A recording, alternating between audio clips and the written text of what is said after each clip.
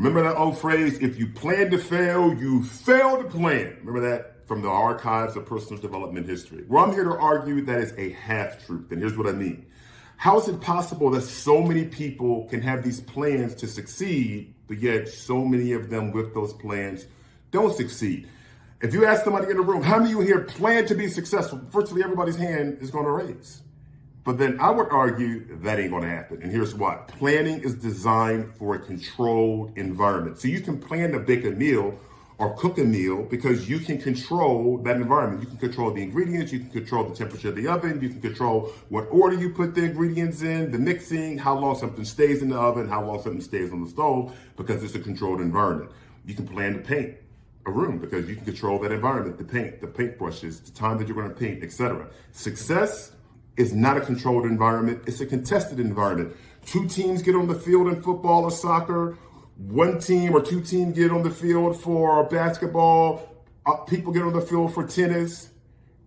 Well, guess what? Here's what happens. You have a plan, and they have a plan, and then that collides and creates something nobody planned. That becomes a contested environment. And in a contested environment that's chaotic and fluid, you have to be strategic.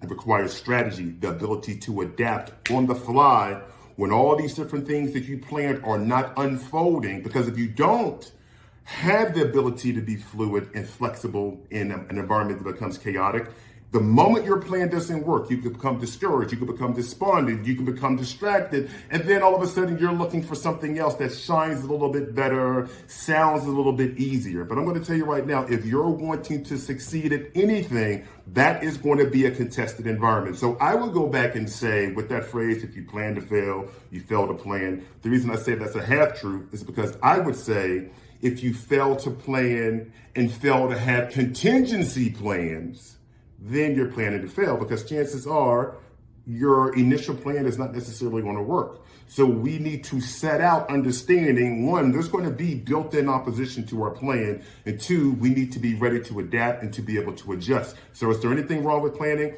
No, just make sure you have contingency plans and understand it's not really about the plan, it's about the strategy. So be strategic.